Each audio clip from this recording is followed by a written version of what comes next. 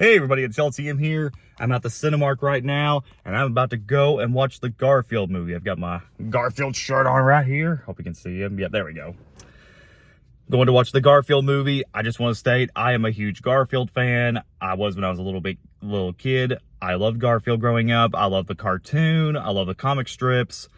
The old movies with Bill Murray, they haven't aged very well. The second one I like a little bit more, but it's still not very good. But at least the second movie had how do I put this? Had moments of the cartoon, and even that weird Cartoon Network one, which not a good show, but it kind of grew on me and the memes that inspired it. So I guess take that for what it is.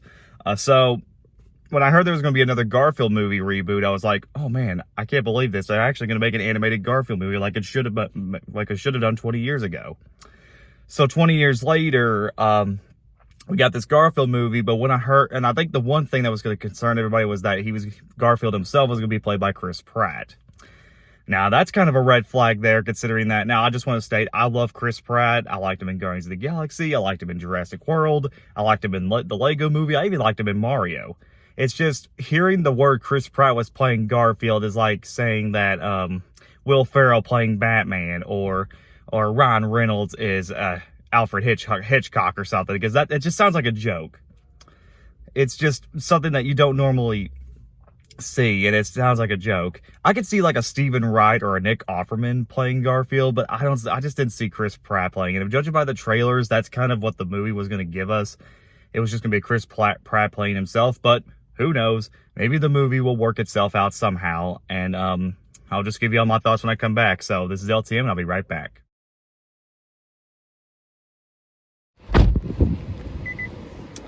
Hey guys, I just got back from the Garfield movie.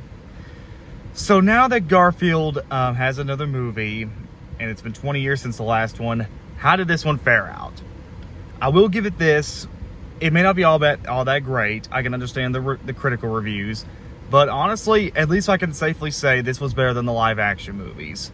So in this movie, it's Garfield played by Chris Pratt, and he's living the dream. He's a happy-go-lucky cat who just eats and fools around with Odie and things like that. But then one night, going for a midnight snack, he ends up getting kidnapped by his father, who's played by Samuel L. Jackson, his long-lost father who abandoned him many years ago. And basically, the rest of the movie is just this heist, and they're trying to get the milk. They have to pay this cat, and they have to get milk in order to pay her back for something that the dad did many years ago. So yeah, it's a heist movie, basically. Think Chicken Run with a little bit of the nut job. We've seen this before. It's a heist, and it's an animal heist movie. So, with that said, I think this movie was alright. It's not great, but surprisingly, it's not that bad. It's not a phenomenal film, and I don't think it's going to appeal to everyone. There's only two people I can really recommend this movie to. It's mostly for kids and nostalgic adults like me who grew up with the cartoons and anything Garfield related.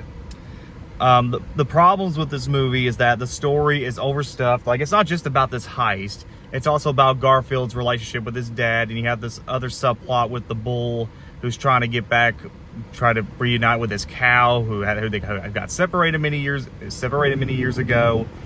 And it's kind of a mess. The plot is a mess.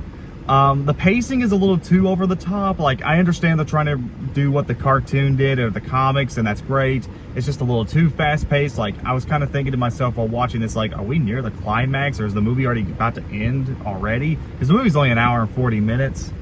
So the pacing was a little too over the top. And I understand this is Sony, but this really bothered me throughout the entire of it. Those product placements in this movie are very cringeable. It's not Madam Web bad, but dude, it's the product placements, it gets on my nerves. Olive Garden, Walmart, and I'm not even kidding. There's one scene where it's a bunch of product placements all in one scene. I won't say which scene it is, but if you watch the movie, you'll find it. And product placements can be really distracting, because it's almost like the movie's reminding me that I need to go to Olive Garden or Walmart after the movie's done. With that said, the animation is surprisingly pretty good. It's very solid. It looks exactly like something out of the comics. The voice acting, for the most part, is pretty good. Chris Pratt, I'm a little split about. On the other hand, it's Chris Pratt. He can do no wrong. It's just when you have that voice attached to a character that has that really deep voice, like he's just no Lorenzo Music or Frank Welker or even Bill Murray, which, yeah, the Bill Murray movies have their own problem, but that's a different story. But the performances are pretty good for the most part. And the movie does have a good, strong emotional core to it. I feel like someone who made this, Mark Dindal, who also directed Chicken Little and The Emperor's New Groove, it's almost like they took those two movie elements together and tried to combine it with this film, and it just kind of went around. But the movie does have a strong emotional core. It has a decent father-son relationship, and you kind of get wrapped into some of the drama. And it's actually not that bad. It's not great, but like I said, it is better than nothing, and it could have been a lot worse.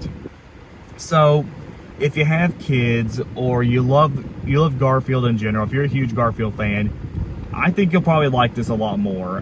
If you're someone who's looking for something that's not over the top, bouncy, or anything like that, you're not gonna like this movie. I think the best way to sum it up is, I kind of put this kids film in the same vein as something like, say, Sing or The Boss Baby, in that whether you like those movies or not, depending on what person you are, you may end up liking this movie.